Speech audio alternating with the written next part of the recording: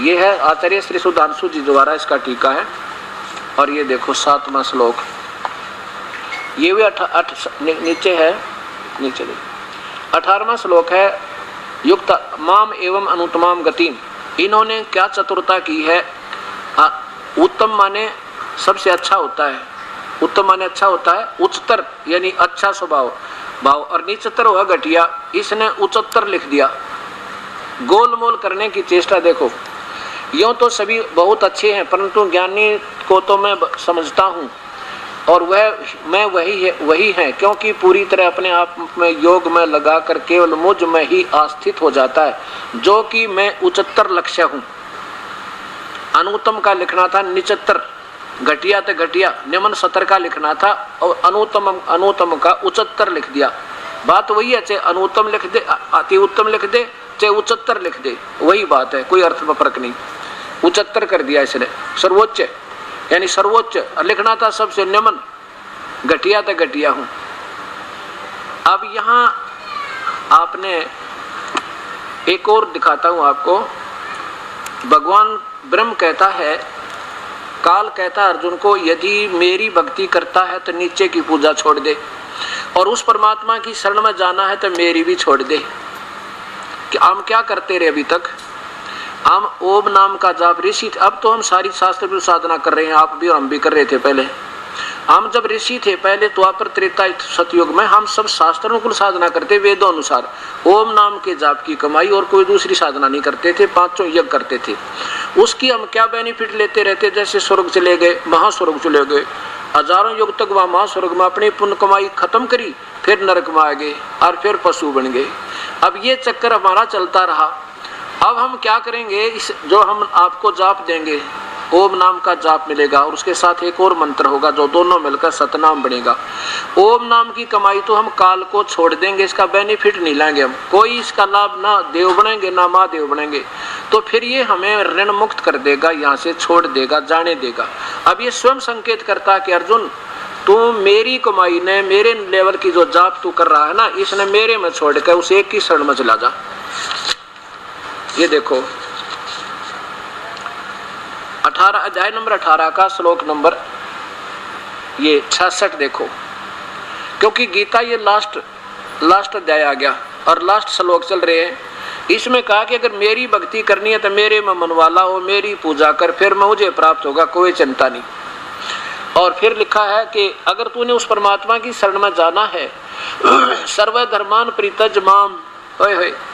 अब यहाँ निचोड़ होगा सत्संग का, सारे सत्संग का, ये ध्यान से सुनना, ये 5 मिनट का सत्संग और है। सर्वधर्मान प्रीतज माम, काल कहता है धर्मान माने सभी धार्मिक पूजाओं को मुझ में छोड़ के, एकम शरणम व्रज, एकम माने अद्वितीय, जिसके बराबर दूसरा ना हो, उस परमेश्वर की शरण में चला जा। क्योंकि यहाँ देखो 18वें अध्याय के 62वें श्लोक में खुद भगवान यही कह रहा है कि हे भारत, सब प्रकार से उस परमेश्वर की शरण में जा, उस परमात्मा की कृपा से तू परम शांति यानी जन्म मरण रहित हो जाएगा, सतलोक में चला जाएगा, सातवें स्थान में पहुंच जाएगा। अब यहाँ कहता है कि उसकी शरण में जाना है तो सर्वधर्मान प्रीताज माम, मेरी पूजाओं को, धार्मिक पूजाओं को मेरे में छोड़ के, तज प्रीतज माने छोड़ के, माम माने मुझ में, एकम शरणम व्रज, उस सर्वशक्तिमान की शरण में चला जा। फिर वर्ज माने जाना होता है, इन्होंने उल्टा कर दिया आना, सारे विपरीतार्थ अर्थ कर दिए, सारी बात बिगाड़ दी। अब अहम तो फिर मैं तुझे सर्व पापे व्यामोक्षामि मासुच, फिर मैं तुझे सब पापों से मुक्त कर दूंगा। इसका ऋण दे देंगे, ये हमने छोड़ देगा, फिर हम यहाँ गधे कुत्ते ना बनाओगा, क्योंकि हम इसका बेनिफिट यहीं खाते रहते थे। अब यहाँ नहीं खाएंगे हम, इसको पकड़ा देंगे, इसकी कमाई ऋण मुक्त कर देगा हमें। अब देखो संस्कृत हिंदी देखना, संपूर्ण धर्मों को अर्थात पूर्ण कर्तव्य कर्मों को मुझ में त्याग कर तू केवल एक। अब माम माने मुझ ही लिखना था, इन्होंने कितनी लंबी व्याख्या कर दी। मुझ सर्वशक्तिमान सर्वाधार परमेश्वर की शरण में आ जा। वर्ज माने आना लिख दिया, आ जा, और जबकि इसका अर्थ होता जा। यहाँ बात बिगाड़ दी न सारी की सारी। अब दिखाता हूँ आपको, वर्ज माने जाना होता है, आना नहीं होता। अब ये भी गीता प्रेस गोरखपुर से प्रकाशित है, और ये श्री विष्णु पुराण आप देखिए, ये श्री विष्णु पुराण भी गीता प्रेस गोरखपुर से प्रकाशित है और अनुवाद भी महापुरुष का किया है। इसमें ठीक किया, व्रज माने जाओ, और ये व्रज माने आजा, उल्टा कर दिया इन्होंने। गीता प्रेस गोरखपुर से प्रकाशित है और इसके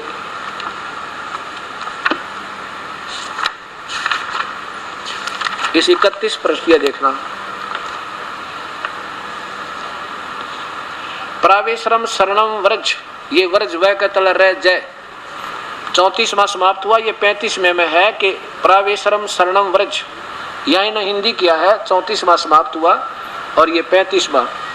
तुम देव दैत्य दलन प्रावेशरम, भगवान विष्णु की शरण में जाओ। बिल्कुल ठीक है, व्रज माने जाओ, व्रज माने जाना है, इन्हें लिख दिया आना। अब इसके प्रमाण के लिए आपको संस्कृत शब्दकोश और दिखाना पड़ेगा।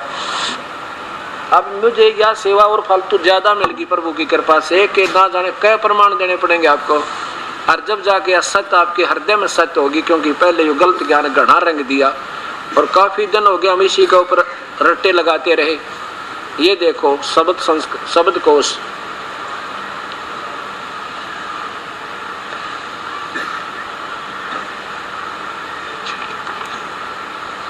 श्री शिवराम वमन आपटे,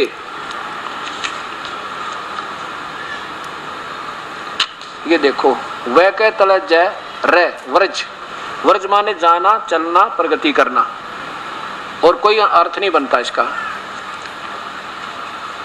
अब इन महापुरुषों की सारे की देखो दोबारा एक बार।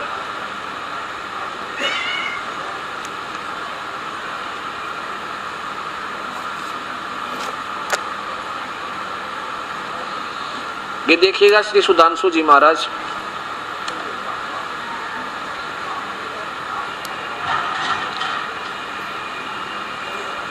और 18वें अध्याय का 62वां श्लोक, 66वां 18वें अध्याय का अध्याय 18, ये 66वां श्लोक।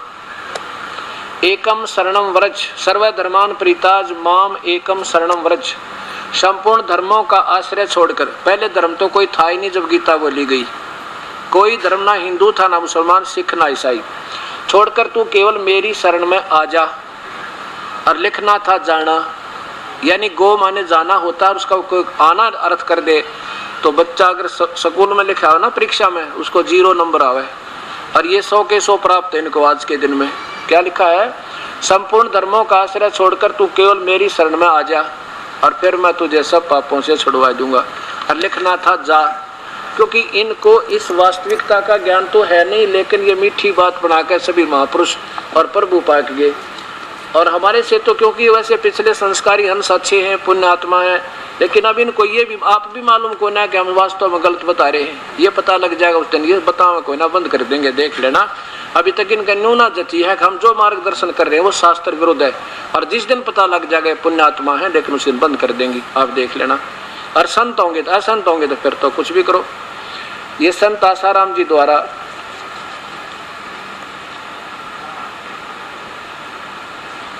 अब इन्होंने भी यही निजों की तो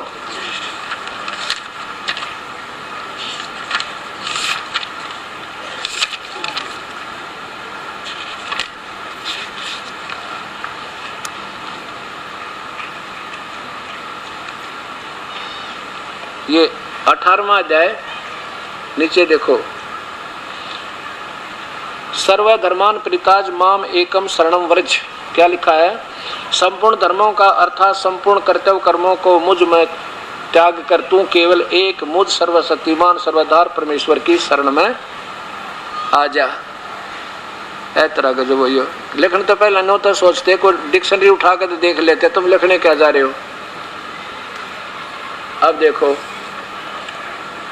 ये श्रीमद् भगवत गीता श्री हंस जी महाराज, जो आदरणीय श्री सतपाल जी तथा आदरणीय श्री प्रेम रावत बालयोगेश्वर जी के पूज्य पिताजी, इनके आश्रम से, श्री सतपाल आश्रम से, पता है मानव उत्थान सेवा समिति, श्री हंस सत्संग भवन 2/12 पंजाबी बाग नई दिल्ली से इसकी प्रकाशित है ये। और ये सतपाल जी का चित्र, और यहाँ पर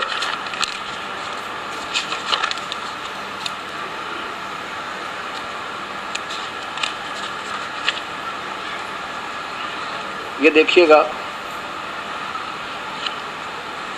सर्वधर्मान प्रीताज माम एकम शरणम व्रज, इसका अर्थ ये चारों पांचों का इकट्ठा किया, ये लास्ट में आता है यहाँ पर। सर्व धर्मों के कर्मों को छोड़ के, धर्म तो पहले कोई था ही नहीं जब ये गीता लिखी गई थी, केवल मेरी शरण में आ। अब देखो ये दास तो बतावे एक, और इन महापुरुषों की मत है अनेक।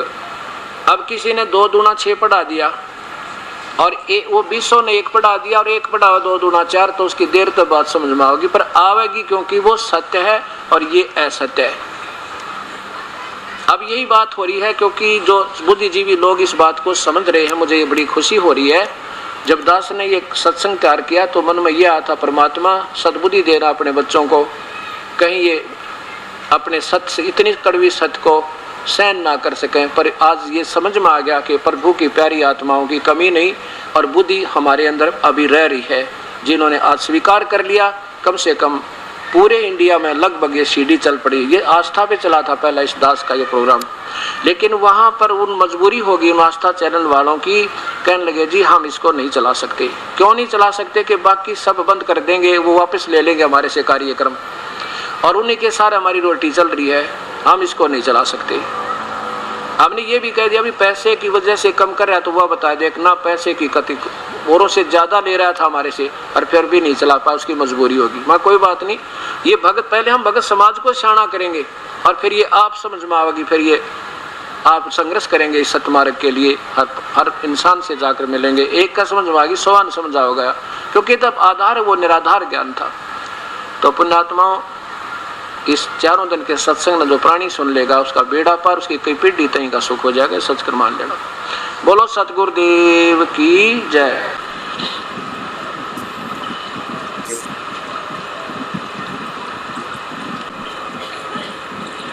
बोलो सतगुरुदेव की जय।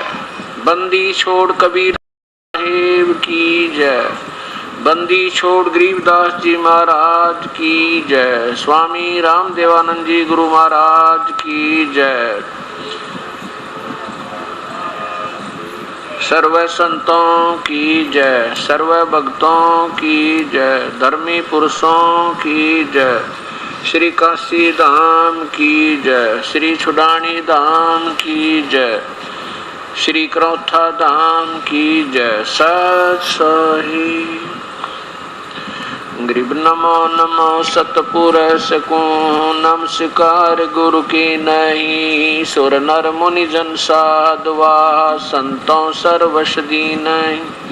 सतगुरु साहेब संत सब डंडो तुम प्रणामे।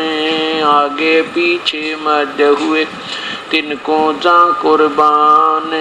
निराकार निर्विषम काल जाल भंजनम। निर्लेपम निज नीर गुणम अकल अनुप बेसुन धुनम। सोहम सुरति समाप्तम सकल समाना नीरतल। उज्ज्वल हिरंबर हरदमम बेपरवा ऐथा है। वार पार नहीं मध्य तम गरीब जो सुमर सिद्ध होई। गणनायक गलता ना करो अनुग्रह सोई। पारस पद परवाना आदि गणेश मनाऊं। गणनायक देवन देवा चरण कमल लो लाऊं। आद्य अंत करु सेवा परम शक्ति संगीतम। रिद्धि सिद्धि दाता सोई अविगत गुण अतीतम। सत पुरुष निर्मोही जगदम्बा जगदीशम। मंगल रूप मुरारी तन मन अर्पों शीशम। भक्ति मुक्ति भंडारी सुर नर मुनि जन ध्यान। ब्रह्मा विष्णु महेशा शेष सहस मुख गाँव। पूज आदि गणेशा इंद्र कुबेर सरीखा। वरुण धर्म राय ध्यान। समर्थ जीवन जी का मन इच्छा फल पावे। 33 कोटि अधारा ध्यान शेष 88। उतरे भव जल पारा कट है यम की फांसी। 33 कोटि आधारा ध्यावे से 88 उतरे भव जल पारा, कट है यम के फांसी सत साहिब। कर जोरूं विनती करूं, धरूं चरण पर शीस, गुरु राम देवानंद जी महाराज ने दियो नाम बख्शीश। कोटि कोटि सिजदा करूं, कोटि कोटि प्रणाम, चरण कमल में राखियो मैं बांधी जाम गुलामी। अवगुण किए तो बहुत किए, करत न मानी हार, बावे बंदा बख्श दियो, बावे गर्दन उतार। अवगुण मेरे बाप जी बख्शो गरीब नवाजे, जो मैं पोत कपोत हूँ बौर पिता को लाद। मैं अपराधी जन्म का नक्सक बरे विकारे, तुम दाता दुख भंजना मेरी करो संवर। कूता तेरे दरबार का मोतिया मेरा नाम, गले प्रेम की जेवड़ी, जांखें चोभा जाऊं मैं। तो करो तो बावड़ू, दूर दूर करो तो जाऊं। जो राखो त्यों ही रहूं, जो देव सुख। लूट सको तो लूटियो, राम नाम की लूटे, पीछे फिर पछताओगे, प्राण जाएंगे छूटे। नहीं भरोसा देही का, विनस जावे छिन माही। श्वास उसास में नाम जपो हो, और यतन कछु नाही। श्वास उसास में नाम जपो, व्यर्थ श्वास मत खो। ना जाने इसे श्वास का आवण हो के न हो। कबीर हरि की भक्ति करो, तज विषयों रस चोजी। बार बार ना पाओगे ये मनुष्य जन्म की मौजी। मानुष्य जन्म पाए के जो नहीं रटे हरि नाम। जैसे कुआ जल बिना फिर बनवायो क्या काम। काया तेरी है नहीं, ये माया कहाँ से हो। चरण कमल में ध्यान रखो हो, इन दोनों को खो। पृथ्वी पति चकवे गए, जिनके चक्कर चलनते। ये रावण सरीखे कौन गिने हैं, ऐसे गए अनंते। कबीरा सब जग निर्धना, धनवंता ना को।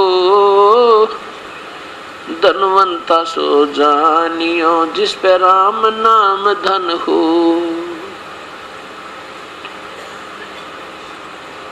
राम रटत कोडी भला, चू चू पड़े जो चाम।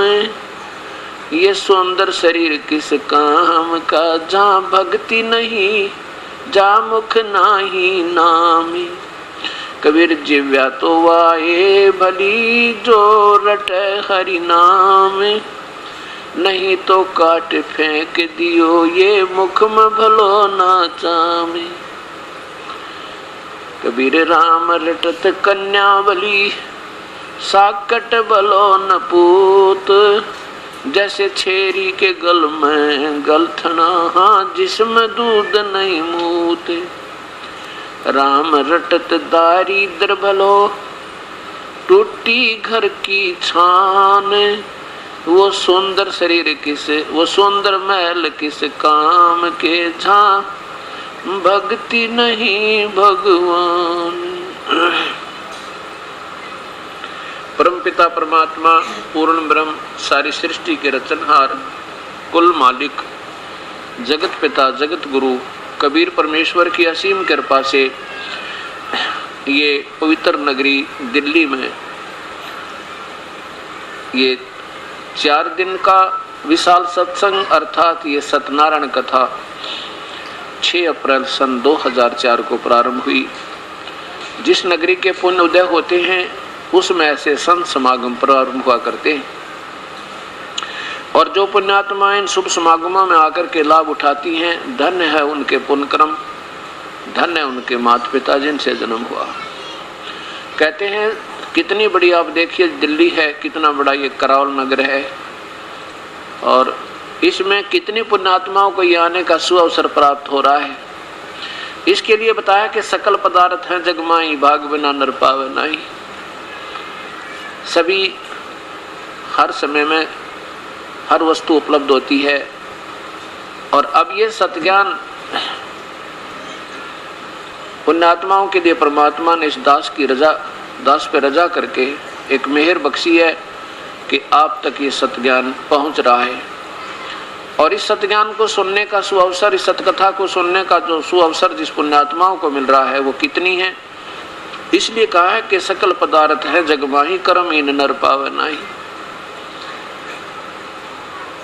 जो पुण्यात्मा 4 दिन इस सत्संग को सुन लेगा, उसको ऐसा रजा बख्श दी परमेश्वर ने ये 4 दिन के सत्संग सुनने की, तो उसको बहुत ही ज़्यादा लाभ होगा। जैसे काफ़ी समय का हमारे ऊपर ये पुराने ज्ञान का आवरण चढ़ा हुआ है, और इस 4 दिन के अंदर ये उतरेगा, और फिर ये नया रंग आपके ऊपर चढ़ेगा, और ये ऐसा रंग होगा फिर कभी नहीं उतर सकता। कई पीढ़ी तक आपका उद्धार होगा। जो पुण्यात्मा प्रथम बार इस सत्संग को सुनती हैं उनको तो ऐसा महसूस होगा जैसे पहली बार तो ऐसा लगेगा जैसे ये महाराज जी वैसे ही तुक्के लगा रहे हैं, और धीरे धीरे धैर्यपूर्वक सुनते रहोगे तो ऐसा लगेगा कि हम तो अभी तक इस सत्य ज्ञान से बहुत दूर थे। कोई भी किसी भी वस्तु की जानकारी हमें हुई है, उसके गुणों का ज्ञान हुआ है, तो किसी के बताने से, किसी धार्मिक शास्त्र के पठन पाठन से ही हमें ज्ञान हुआ है। और जैसा कि अभी सभी शास्त्रों के आधार पर ये पुण्य सत्संग यानी ज्ञान, ये पवित्र ज्ञान आपके सामने आवेगा, और फिर घर जा कर के आप इन शास्त्रों को पुनः मिलाओगे, आप गदगद हो जाओगे कि वास्तव में तो सारी ही सत्य है। और अभी तक जो हमने सुना था वो केवल किंवदंतियां, लोकवेद कहते हैं, सुना सुनाया ज्ञान जो शास्त्र में प्रमाण ना हो उसको लोकवेद कहते हैं। लोकवेद के आधार पर, क्षेत्रीय ज्ञान के आधार पर हमने उसको सत्य मान रखा था, लेकिन शास्त्रों से जब तुलना की गई तो वो हमारे वाला पहले वाला ज्ञान पूरा नहीं था, अधूरा था। जब ज्ञान ही अधूरा था तो पूजा भी अधूरी ही होगी, पूरी नहीं हो सकती। इति सिद्धम। अभी आपने सुना कि कबीर हरि की भक्ति करो तज विषयों रस चोज, और बार बार ना पाओगे ये मनुष्य जन्म की मौज। विषय विकारों के चोज माने ये चोसले, इनके आनंद न छोड़ के। कौन से? बीड़ी, शराब, मांस, तम्बाकू और सिनेमा, ये फिल्म आदि देखना ये संतों का काम नहीं, भक्तों का काम नहीं। जिन्हें प्रभु चाहिए उनकी आस्था इन बकवादों में नहीं हो सकती। अपने आप हृदय दूर होने लग जाएगा तो आप में सब समझो कि भक्ति प्रवेश हो चुकी है और परमात्मा आप पर प्रसन्न है, आपकी कमाई ठीक चल रही है। और हम भक्ति भी कर रहे हैं, साथ में गुटी भी लगा जाते हैं, मांस भी खाते हैं, बीड़ी तम्बाकू का प्रयोग भी करते हैं, और फिर सिनेमे भी देख लेते हैं, खेल तमाशे देखते रहते हैं, तो भक्ति नहीं आपके पास, बिल्कुल अंश नहीं आपके अंदर भक्ति का। जब हमारी प्रभु में प्यार बढ़ जाएगा, उसके समय सब संसार खारा हो जाएगा। केवल अपना सांसारिक काम, व्यवहारिक थोड़ी सी जो बातें होती हैं वो 10 मिनट में समाप्त हो जाती है। कितना प्यारा व्यक्ति हो, जो काम की बात होती है, फिर तो गप्पे मारते हैं बैठ के, इधर के उधर के, और तो उनसे उनमें दिल नहीं लगेगा। फिर तो अपनी उनसे 2 बात करी प्यारते हैं, फिर प्रभु चर्चा शुरू कर दी जाती है। हो सके उस पुण्य आत्मा का जो नई आपके साथ मिलती है आकर के, उसके भी उद्धार हो जाए आपके द्वारा सत्संग सुनने से, आपकी चर्चा सुनने से। तो ऐसे जब तक हम विकारों में ग्रस्त हैं और कहते हैं हम भक्ति भी कर रहे हैं, तो कुछ नहीं हो रहा आपका। फिर भक्ति कर रहे हैं तो शास्त्र से मिलती है या नहीं है, शास्त्र के विरुद्ध कर रहे हैं तो भी गलत है, वह भी फेल बताई गीता, पवित्र शास्त्र गीता बता रही है।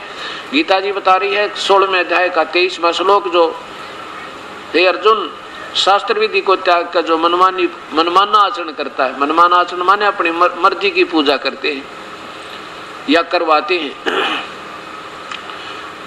वो न तो उनको कोई सुख हो, ना उनकी कोई परम सिद्धि यानी कोई साधना सिद्ध हो, और ना उनको कोई सुख हो। और इन 3 कामों के लिए भक्ति करते हैं कि हमारा यहाँ से छुटकारा हो, हमारी सिद्धि साधना यानी हमारी जो मुक्ति हो और परम गति हो, तो उससे कहते कुछ नहीं हो उनका, यूजलेस, वो तो बिल्कुल फेल हैं, व्यर्थ हैं। तो अब हमने भक्ति करनी है तो सबसे पहले ये सब पॉइंट देखने होंगे, और अधूरे गुरु से बात बनानी। भगवान स्वयं गीता में कहता है कि वो तत्वदर्शी संत ढूंढ ले अर्जुन। अब मैं जो बताता हूँ अपने लेवल की भक्ति तुझे बता रहा हूँ कि मेरी तो ओम नाम की पूजा है। गीता को भगवान श्री कृष्ण नहीं बोल रहे, श्री कृष्ण का शरीर के अंदर, भगवान श्री कृष्ण के शरीर में ये ब्रह्म प्रवेश करके, ये काल, ब्रह्मा विष्णु महेश के पिता, प्रेतवत, उनमें प्रवेश करके फिर स्वयं बोल रहा है गीता को। जैसे वेदों को बोला उसने, जैसे वेद व्यास में प्रवेश करके गीता जी को पुनः लिखवा दिया, 4 वेदों को पुनः लिखवा दिया, ऐसे ही श्री कृष्ण में प्रवेश करके प्रेत की तरह ये काल बोल रहा है, ये ब्रह्म बोल रहा है, जो स्वयं कहता है 11वें अध्याय के 32वें श्लोक में पवित्र गीता जी में कि अर्जुन मैं बड़ा हुआ काल हूँ, यानी मैं काल हूँ भाई तेरे सामने जो दिखाई दे रहा हूँ। वो कृष्ण के शरीर से बाहर निकल कर दिखा दिया, फिर उसी में प्रवेश कर गया। मैं बड़ा हुआ काल हूँ और सब लोगों को खाने के लिए आया हूँ, और ये सभी राजा लोग हैं ना विपक्ष में, ये तेरे बिना मारे भी मार दूंगा, तो निमित्त मात्र है। तो हमने गीता जी को ब्रह्म बोल रहा है, ये काल बोल रहा है, और ये स्वयं ब्रह्म अपनी साधना बताता है कि मेरी पूजा तो केवल ओम नाम है और कोई मंत्र नहीं। हमारी भक्ति जो है ये 3 परमात्मा है, ब्रह्म, परब्रह्म और पूर्ण ब्रह्म। क्षर पुरुष ब्रह्म, अक्षर पुरुष परब्रह्म, और परम अक्षर पुरुष ये पूर्ण ब्रह्म है। और इसी प्रकार ईश ये ब्रह्म है, ईश्वर परब्रह्म है, परमेश्वर पूर्ण ब्रह्म है। 3 परमात्माओं की न्यारी न्यारी सतिथि है। ब्रह्म यानी काल के 21 ब्रह्मांड हैं, परब्रह्म के 7 मिलियन 7 संख्य ब्रह्मांड हैं, और पूर्ण ब्रह्म के इन्फिनिटी असंख्य अनकाउंटेबल यानी इतने उसके ब्रह्मांड है। और वो कुल मालिक पूर्ण ब्रह्म है, वही सबका पालन पोषण करने वाला, सबका धारण पोषण करने वाला, सभी उसी के अधीन है, वो कुल मालिक है। जैसा गीता जी के 15वें अध्याय के 4थे श्लोक में स्वयं गीता बोलने वाला ब्रह्म कहता है कि वो परमात्मा, उसके बाद उस परम पद परमेश्वर की खोज करनी चाहिए, और जिसमें गए हुए प्राणी फिर लौटकर वो व्यक्ति, वो साधक जन्म मृत्यु में नहीं आते। और जिस परमात्मा ने सारे ब्रह्मांडों की रचना की, और मैं भी उसी की शरण में हूँ, गीता बोलने वाला भगवान कहता है मैं भी उसी की शरण में हूँ, मेरा भी वही परमेश्वर, कुल मेरा भी मालिक वही है। और फिर कहा कि उसके पश्चात उसी परमात्मा का साधना करनी चाहिए और नहीं करनी चाहिए। अब इस 4 दिन के अंदर ये 3 भगवान आपके सामने प्रत्यक्ष प्रमाणित होंगे, और भगवान ब्रह्मा, भगवान विष्णु, भगवान शिव की जो सतिथि, ये कितने प्रभु हैं, कितना लाभ दे सकते हैं, ये आपके सामने विवरण होगा और शास्त्र अनुकूल होगा। अब परमात्मा कहते हैं कबीर हरि की भक्ति करो तज विषयों रस चोज, बार बार ना पाओगे ये मनुष्य जन्म की मौज। आज कितना सुंदर शरीर भगवान ने दिया हमारे को, हम इसमें जब चाहे पानी पी ले, प्यास लगे तो, भूख लगे तो खाना खा ले। गर्मी सर्दी से बचने के लिए 25 प्रबंध कर रखे हमने, कई मकान बना रखा है कि तो पंखे और कूलर और एसी का प्रबंध कर लिया। मच्छरों से और माखियों से बचने के लिए मच्छरदानी, ऑल आउट और पंखे न जाने कितने प्रबंध कर लिए।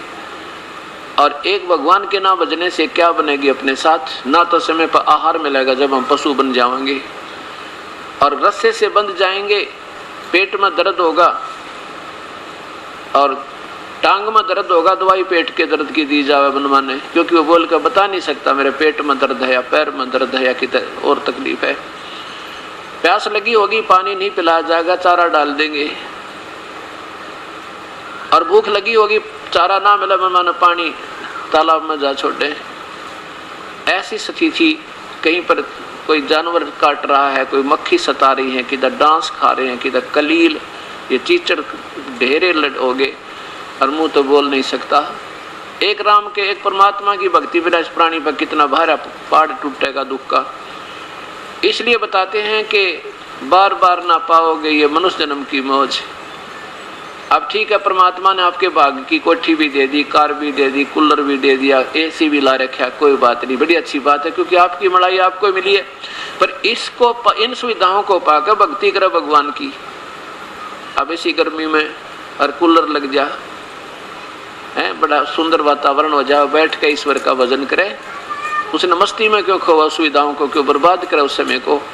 तो इस प्रकार परमात्मा बता रहे हैं कबीर हरि की भक्ति करो तज विषयों से रस चोज, और भाई बार बार ना पाओगे ये मनुष्य जन्म की मौज। आज कोई कहे हमें कि तू पशु बनेगा तो ना जचे, यकीन नहीं होता। क्यों नहीं होता? क्योंकि समय पर टूक मिले और जी करे जब गुटी ला ले, ओका पाड़े, दुनिया ने ठग ठग के घर भर भरन लग रहे, और कल मर जाएंगे, परसों कुछ भी कोई नहीं, कुछ भी अपने साथ नहीं होगा। इसलिए संतों की वाणी पर विश्वास करना होगा। हमें नहीं मालूम हम कौन है, कहाँ से आए थे। हमने तो इतना सोचा जैसे हमारे पड़ोसी, आसपास के रिश्तेदार, हमारा जो समाज यही कर रहा है जो हम कर रहे थे, वही पूजाएं कर रहे थे, वही संसारी कार्यों में लीन थे। भाई मरना तो सभी ने है, ये तो कोई बात नहीं, मृत्यु जन्म तो लगा हुआ है, पर उसके दौरान क्या करना है ये पूर्ण ज्ञान नहीं था। अब ये ज्ञान आपको सत्संग से होगा। वैसे तो पुण्यात्मा जगह जगह सत्संग सुनने के लिए जाते रहते हैं, क्योंकि उनको प्यास है परमेश्वर की, डटी नहीं डटे, उनके बस की बात नहीं है। और जब तक इनको सही स्थान नहीं मिलेगा, इतने ये भ्रमणा भटकना इस प्राणी की मिट नहीं सकती, क्योंकि परमात्मा से बिछड़ी हुई ये आत्मा है। और जब तक उस परमेश्वर से ये नहीं मिलेगी तब तक इसका पक्का ये रुक नहीं सकती, इसका संतुष्टि हो नहीं सकती। चाहे यहाँ अरबपति हो जाए, चाहे खरबपति, चाहे राष्ट्रपति, इसको भगवान की तलाश है, वो नहीं मिलेगी तो ये सारे पति तो यहीं रह जाएंगे, ये पोस्ट भी यहीं रह जाओगी जिस दिन मृत्यु हो जाएगी, और ये कार और कोठी फैक्ट्री भी यहीं रह जाएंगी। और फिर मृत्यु के उपरांत उन कोठियों की छाया में नहीं बैठ सकते, कुत्ते बन के बाहर गली में बैठेंगे, कोई लठ मारेगा ऊपर तक। तो इस प्रकार हमने इन सुविधाओं को जो पिछले जन्म में हमें उनके आधार पर आज प्राप्त हुई हैं, उनके साथ साथ परमात्मा की भक्ति और करनी है। वो हमारा 1 नंबर का काम था, जिसको हमने 3rd नंबर पर डाल दिया। वो हमारा प्रथम नंबर का काम है, प्रभु की आराधना, जिसके कारण हमारे काम भी ठीक होंगे, हमारे बच्चे भी सुरक्षित रहेंगे, हमारे घर में भी वृद्धि होगी, हमारे जो ना सारी बरकत होगी, सब प्रकार से हमें सुख हो प्रभु के नाम तक। जब प्राणी दुखी हो जाता है और वो अपने प्रयत्न से हार लेता है, सारे जंतर मंत्र अपनी सारी प्रयत्न भी कर लेता है, खूब उसमें बुद्धि भी थी, और एक कदम लाखों का घाटा होकर कंगाल हो जाता है। और फिर वो कहाँ चलता है? फिर संत की आड़ ढूंढता है, प्रभु की तलाश करता है। यदि पहले ही वो परमात्मा की आड़ में होता, अब जिससे ये मन में आई है कि कोई शक्ति है जिससे मेरा कारोबार ठीक चलेगा, तो क्यों ना पहले ही हम उसकी शरण में होते, वो ठीक करने वाला हमारे साथ ही होता, दूर होता ही नहीं, तो हमारे पर कष्ट नहीं आते।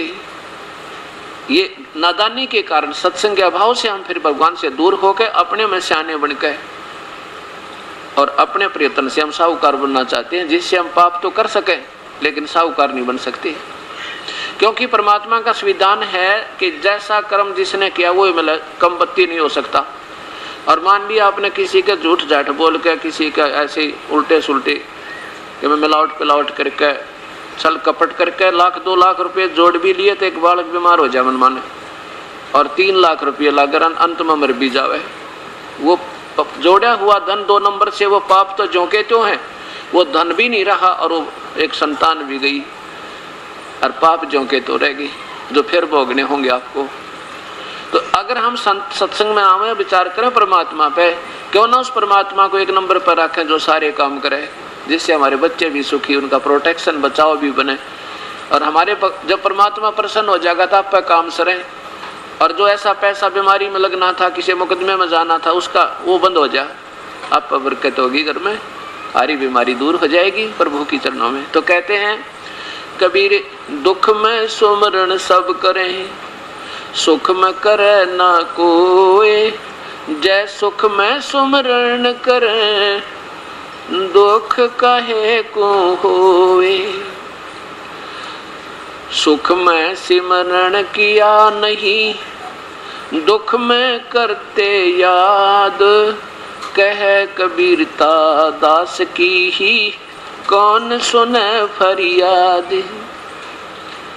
जब सुख था तब तो प्रभु याद आया ना, किया नहीं, उसमें तो क्या याद आया, अपना व्यापार और बिजनेस और मेरी झूठ बोलना, और सारा दिन लूट कर 10-20 हजार रुपये, और शाम ने फिर ठेका वो अंग्रेजी का, और फिर रात ने सिनेमा टेलीविजन, ये तो याद रखे पर प्रभु भूल गए। और जब लगा विनाश होने, प्रभु की ओट बिना, प्रभु की आट बिना, फिर ये कैर पे कैर टूटने लगे, कष्ट पे कष्ट प्रारंभ हो गए।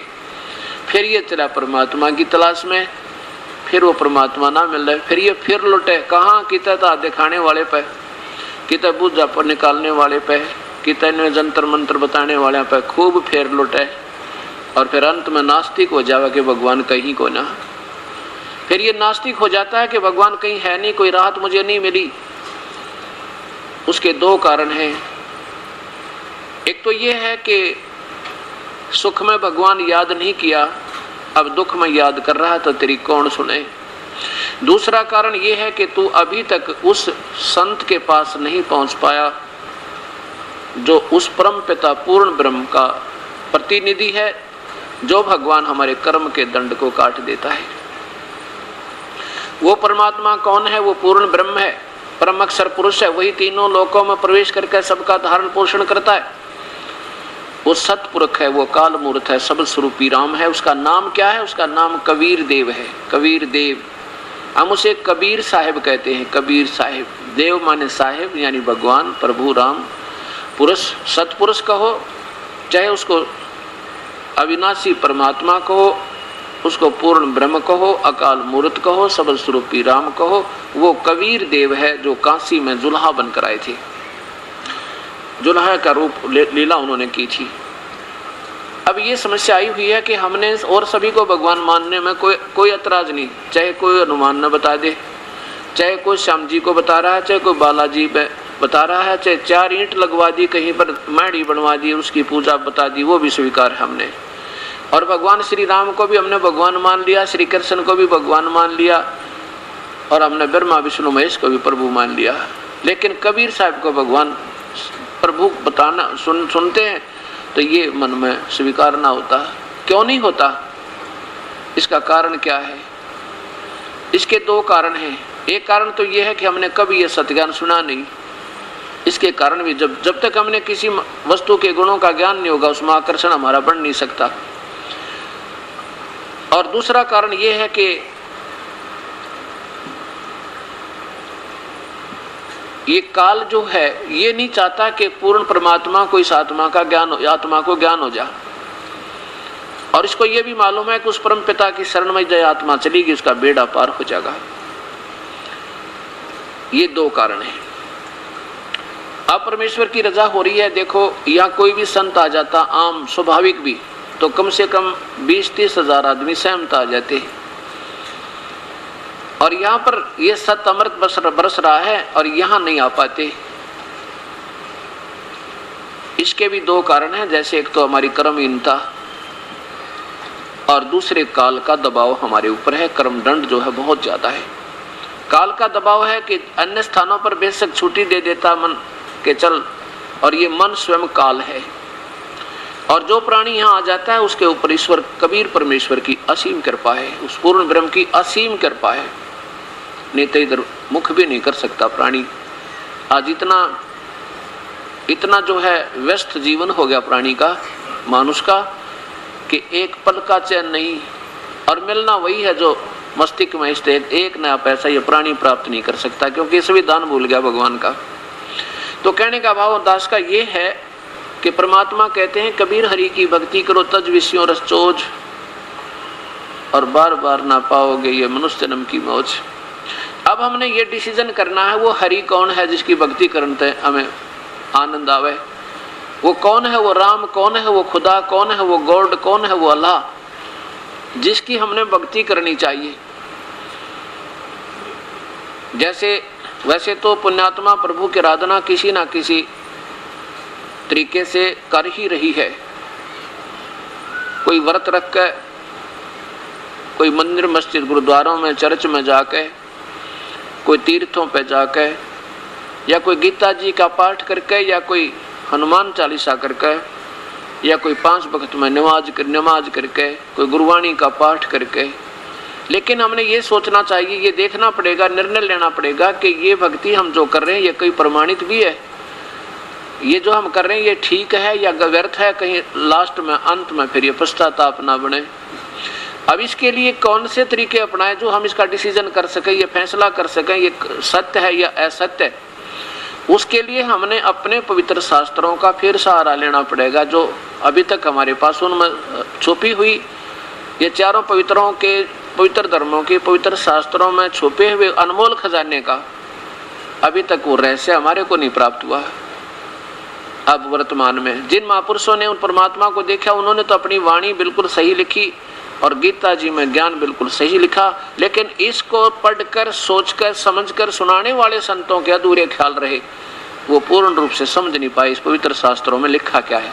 ना तो मुसलमानों के वर्तमान के गुरु लोग पढ़ पाए कि कुरान शरीफ क्या संकेत करती है, और ना ही कुरान उसमें पवित्र बाइबल में क्या लिखा है ये वर्तमान के ये ईसाइयों के जो गुरु नहीं समझ पाए।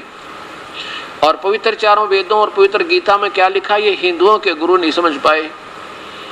और पवित्र गुरु ग्रंथ साहिब में क्या लिखा ये अब वर्तमान के उन 10 गुरुओं के बाद यह बात बिगड़ गई।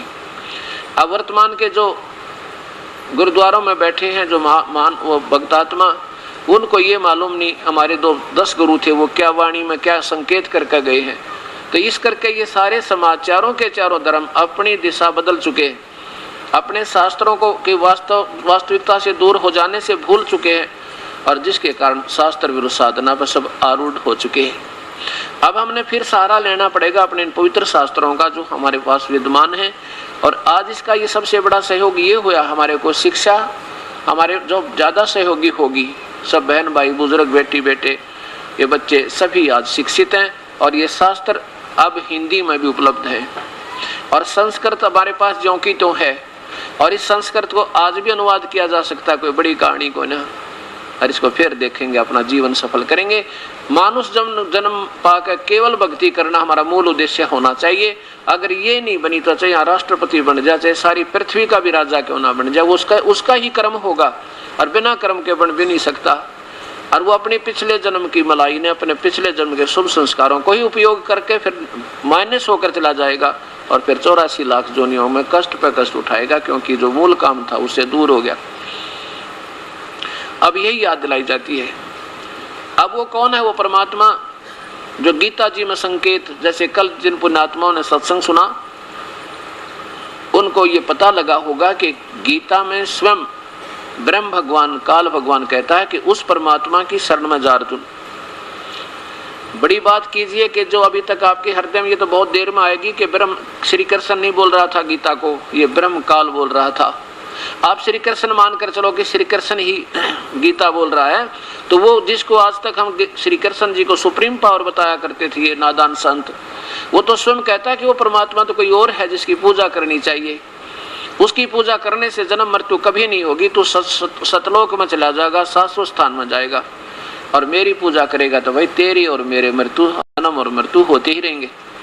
और मेरी पूजा करेगा तो युद्ध तुझे करना होगा अर्जुन, तो परम शांति नहीं हो सकती।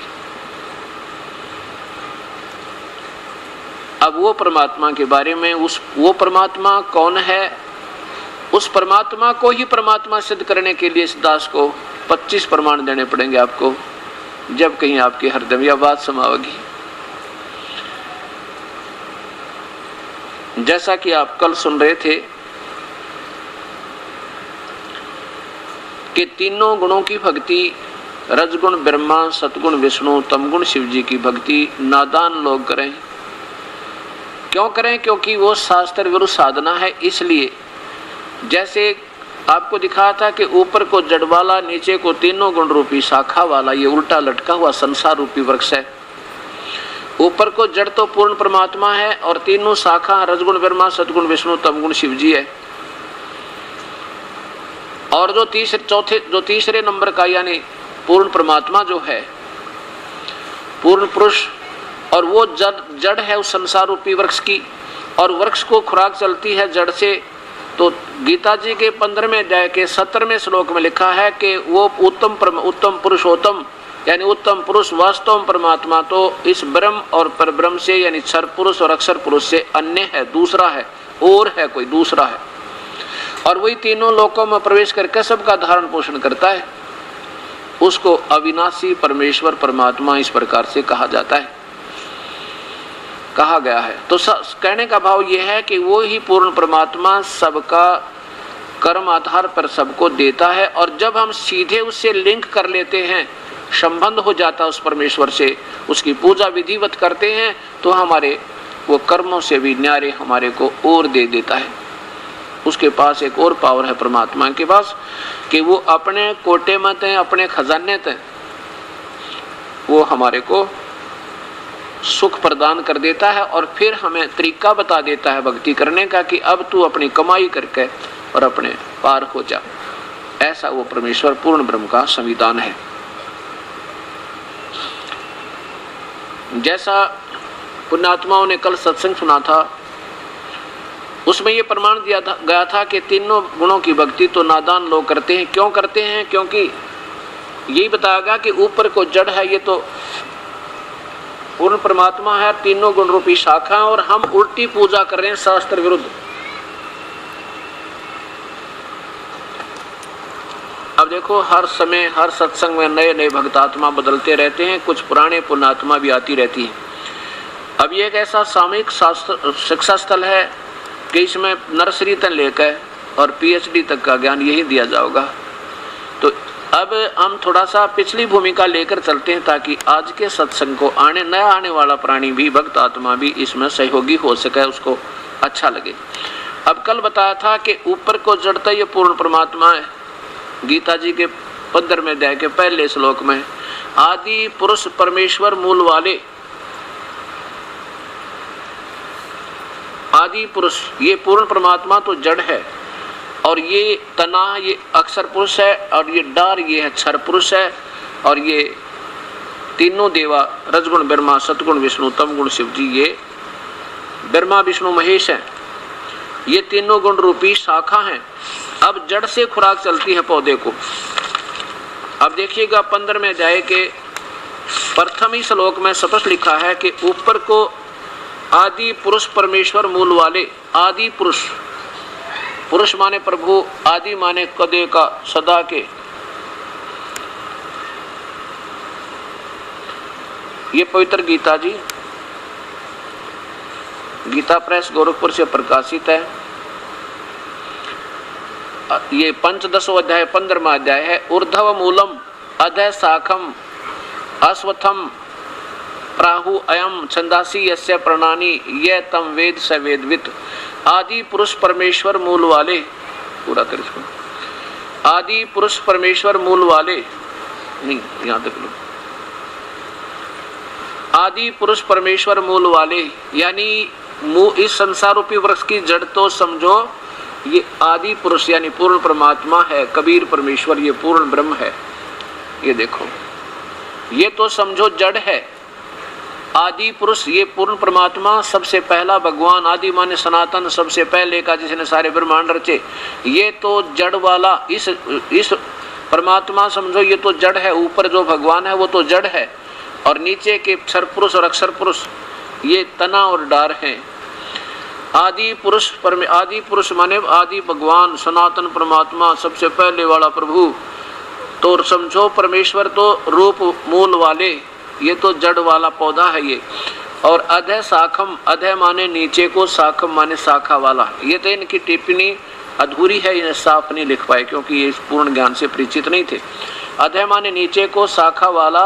ये संसार रूपी वृक्ष को, पीपल के वृक्ष को अविनाशी कहते हैं। वेद जिसके पत्ते कहे गए हैं, उस संसार वृक्ष को जो संत तत्व से जानता है, मूल सहित जानता है, तत्व से जानता है, वो तत्वदर्शी संत है, अर्थात वो वेद के तात्पर्य को सही जानता है। उसी के पास जाकर अपना कल्याण कराओ। अब जैसा कल प्रसंग था उसी को फिर थोड़ा सा लेकर के आगे चलेंगे। अब हमने आप कोई पौधा लाओगे आम का, तो उसको कैसे बीजा जाएगा? जड़ जमीन में लगाई जाती हैं, मिट्टी में दबाई जाती हैं, या गमले में फिक्स किया जाता है।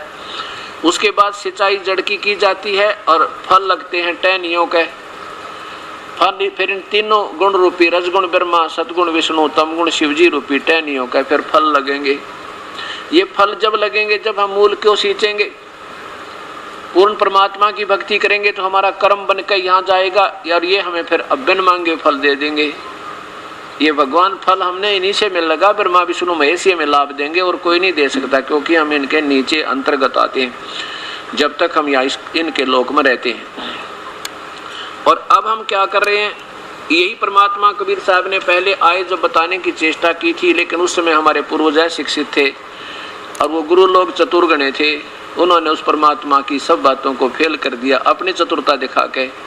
अब हम ऐसे कर रहे हैं, ब्रह्मा विष्णु महेश की पूजा कर दी, भगवान छोड़ दिया, पूर्ण परमात्मा छोड़ दिया।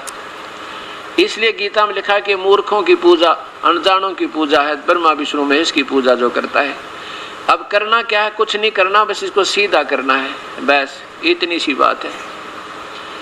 और कुछ भी नहीं करना, ना कोई छोड़ना, ना कोई नया ग्रहण करना। वही भगवान, वही उनके मंत्र। अब प्रारंभ यहाँ से होगा। ऐसा करने से फिर सारे सुख होंगे। कहते हैं एक साधे सब सदे और सब साधे सब जावे। सब साधे तो सब गया, हम सब साध रहे हैं, देवी भी, देवता भी, काली भी, पीड़ी भी, गुड़गामे वाली भी, आसपास की तट दिल्ली में भी कोई माता होगी वो भी, हनुमान भी, पितर भी, देवता भी, सबकी पूजा करें। और ब्रह्मा विष्णु महेश भी, राम श्री कृष्ण, राम कृष्ण आदि। और ये कहते हैं इस सब साधन ते सब गया, एक के साधे सब सजा, एक के साधे सब सदा और सब साधे सब जावे। ये माली सींचे मूल को तो फिर फले फूले गावे। अब इस जड़ ने सींचेंगे तो ये पूरा फल होगा और इनके फिर फल लदपद लगेंगे। भगवान ब्रह्मा विष्णु महेश हमने लाभ देंगे। अब जैसे आपने कोई फैक्ट्री में या गवर्नमेंट सर्विस प्राप्त करना चाहते हो, पहले मैं आपको फैक्ट्री का उदाहरण दूंगा, शीघ्र समझ में होगा आपके। मान लीजिए कि आपने किसी फैक्ट्री में कोई नौकरी करना चाहते हो, तो उसके लिए क्या करना होगा? आपने उस फैक्ट्री के मालिक की पूजा करनी पड़ेगी। पूजा मीन उसको प्रार्थना पत्र देना होगा और फिर वो जो भी टर्म एंड कंडीशन बताओगा आपने सारी स्वीकार करनी होगी। तो फिर वो खुश होकर आपको अपॉइंटमेंट लेटर दे देगा, आपकी नौकरी लगा देगा। और वो फिर आपको वर्क डन, आपने मेहनत करनी पड़ेगी फैक्ट्री में जाके। उस किए हुए कर्म का फिर वहाँ के नीचे के अधिकारी देते हैं, जो उसने डिपोर्ट कर रखे हैं। कोई कैशियर है, कोई आपका बॉस है, कोई फोरमैन है, वो फिर आपकी हाजिरी बना के देंगे। फिर उनको तनख्वाह कौन देगा? एक कैशियर देगा और आपका वर्क डन मिलेगा। बस इससे कम बत्ती वो कतई नहीं कर सकते। अब जैसे आपका चाहे दोस्त भी क्यों ना हो, आपका रिश्तेदार भी क्यों ना हो, उस फैक्ट्री में चाहे कितनी उच्च पोस्ट पर हो, आपको चवन्नी नहीं दे सकता। क्यों नहीं दे सकता? क्योंकि वो दे ही नहीं सकता। और आप मान ले आपके जो तनख्वाह उस मालिक ने बना रखी है उससे ज़्यादा नहीं दे सकता और उससे कम कर नहीं सकता। ऐसे ही ब्रह्मा विष्णु महेश जो केवल वो तो हमें वर्कडन देते हैं और जैसा हमारा कर्म होगा वैसा ही ये फल देंगे, उससे कम बत्ती बिल्कुल नहीं करें।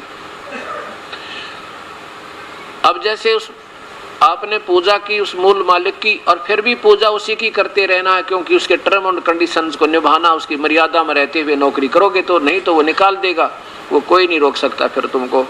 तो ऐसे जैसे आपने मुख्यमंत्री को प्रार्थना पत्र दिया या प्रधानमंत्री को दिया, सेंटर की नौकरी लेनी है तो प्रधानमंत्री को आपने उसकी पूजा की और उसने जिस भी व्यक्ति को अपना प्रतिनिधि बना रखा, फिर आपने उसकी पूजा की। उसकी पूजा माने उसी की पूजा की, उसकी शक्ति से युक्त है वो, तो उससे आपको नौकरी मिली, आपका पोस्टिंग हुआ और फिर तनख्वाह आपने काम किया तो आपको तनख्वाह नीचे के अधिकारी दे रहे हैं। लेकिन जब से वो उस परमात्मा के हृदय से आप उतर जाओगे, प्रधानमंत्री के हृदय से या मुख्यमंत्री के हृदय से उतर जाओगे, टर्म एंड कंडीशन आपने नहीं निभाई तो आपको फिर आप नौकरी से बाहर कर दिया जाएगा। ऐसे समझो कि ब्रह्मा विष्णु महेश और ब्रह्म और परब्रह्म आपको जब लाभ देंगे, तब लाभ देंगे जब आप पूर्ण परमात्मा की भक्ति शास्त्रानुकूल करोगे। शास्त्रानुकूल कैसे करना है कि पूर्ण परमात्मा कबीर साहब के पूरे संत के पास जाकर नाम लेना होगा। और अन्य नाम जो दे रहे हैं वो गलत दे रहे हैं, क्योंकि दास ने जब सभी महापुरुषों के, कबीर पंथियों के भी और दूसरे जितने भी कबीर साहब की आड़ में और भी पंथ चल रहे हैं, जैसे घीसा पंथ, गरीबदास पंथ, दादू पंथ, इनमें अब वर्तमान में वैसे तो उन भगवानों, उन संतों ने तो अपनी वाणी में सही मंत्र न्यो के न्यो लिखे हैं। कबीर साहब ने भी, धर्मदास जी ने भी, धर्मदास जी के पंथ में भी मार्ग गलत हो लिया। केवल 6 पीढ़ी तक वो मार्ग ठीक चला था, 6 पीढ़ी के बाद धर्मदास का पंथ कति खराब हो गया, क्योंकि भगवान कबीर साहब ने पहले ही बता दिया था कि धर्मदास 7वां दूत काल का आवेगा तेरी पीढ़ी में, उसके बाद तेरा जो है ना पंथ वंश तो चलेगा लेकिन पंथ नहीं चल, तेरा जो है ना उसमें मुक्ति नहीं होगी उस मार्ग में। तो ऐसे अब हमने फिर देखने होंगे कि ये वास्तव में जो भक्ति हम कर रहे हैं वो किसी शास्त्र में प्रमाण भी है या नहीं है। तो कहने का भाव दास का ये है कि उस परम पिता की भक्ति करने से हमारी मुक्ति होगी। जैसे कल 7वें अध्याय का 18वें श्लोक में आपने सुना था कि खुद गीता बोलने वाला भगवान कहता है कि मेरी पूजा भी अनुतमाम, अनुतमाम माने घटिया तो घटिया, कति व्यर्थ, अनुतमाम अति व्यर्थ, अति अश्रेष्ठ है। क्यों अश्रेष्ठ है? क्योंकि मेरे और तेरे अर्जुन बहुत जन्म हो लिए, जन्म मृत्यु मेरी पूजा से नहीं मिटे और कर्म दंड नहीं कटे। और वही जैसा, लेकिन नीचे के ब्रह्मा विष्णु महेश और अन्य देवताओं से गीता बोलने वाला प्रभु राम, ये ब्रह्म बोल रहा है कि इनसे मेरी पूजा 1000 गुना अच्छी है, लेकिन मेरी भी पूजा अनुतमाम है। ब्रह्म पूजा करने वाले ब्रह्म साधक कहाँ जाते हैं? ओम नाम के जाप वाले। ब्रह्मलोक में एक स्वर्ग, महास्वर्ग बना है, उस महास्वर्ग में जाके अपने पुनों की मलाई हजारों युगों तक खा के उड़ा ठाठम ठाठ नए नाच गाने। एक जैसे ये रेस्टोरेंट है, ये होटल, ये स्वर्ग तो जैसे एक तो दिल्ली का बड़ा होटल जिसमें और बड़े साहूकार जा सकते हैं, क्योंकि वहाँ ज़्यादा खाल उतरे, वहाँ तो और ज़्यादा पैसे लगे, ज़्यादा सुविधाएं हैं तो ज़्यादा पैसे लगे। और छोटे शहरों में छोटे रेस्टोरेंट हैं उनमें, और उनसे गरीब आदमी और आम औरों से साहूकार वहाँ जाते हैं। तो ऐसे ये स्वर्ग जो है एक रेस्टोरेंट समझो। जैसे ब्रह्मा विष्णु महेश और अन्य देवताओं की पूजा करने वाले उस स्वर्ग तक पहुँच जाते हैं और उसमें अपने पुनों को, क्योंकि वो थोड़े समय बनता है स्वर्ग का पीरियड, वहाँ खत्म करके फिर नरक में, नरक के बाद फिर 84 लाख जोनियों में पशु बन जाते हैं, शीघ्र ही समाप्त हो जाते हैं। और ब्रह्म साधना करने वाले हजारों युगों तक उस महास्वर्ग में अपनी ही कमाई को और ज़्यादा समय तक समाप्त करते हैं और फिर 84 लाख जोनियों में पशु बन जाते हैं। इसलिए ब्रह्म बोल रहा है कि मेरी पूजा भी अनुतमाम है, घटिया तो घटिया है। क्यों है? क्योंकि जैसे ये पुण्य आत्मा जिनको ये ज्ञान हुआ कि पूर्ण परमात्मा की भक्ति करने से जीव का उद्धार होगा, नहीं तो हो नहीं सकता, और नीचे के ब्रह्मा विष्णु महेश ब्रह्म परब्रह्म तक की पूजा से जीव को पूर्ण लाभ नहीं। ये उन ज्ञानियों को, वेदों के ज्ञाताओं को पक्का ज्ञान हो गया जिन्होंने प्रभु चाहिए था। अब उन्होंने वेदों को पढ़ा तो क्या सोचा? अपनी सोचते हैं कि ओम नाम का जाप ये पूर्ण ब्रह्म का है, लेकिन ये ओम नाम का जाप तो ब्रह्म का है, और परब्रह्म और पूर्ण ब्रह्म की भक्ति के दो और मंत्र हैं, वो इनसे न्यारे हैं। वो ये दास बतावेगा, और नहीं कोई बता सकता आज के दिन। उनके पास वो नहीं है, और ना वो अधिकारी है। मान ले कोई दास की पुस्तक का बनी है, इसको पढ़ के कोई आप पांडी पाक भी जाएगा तो वो वैसे ही धोखा देगा अपने आप को भी, और दोषी बनेगा थोड़ी आत्माओं को गुमराह करने का।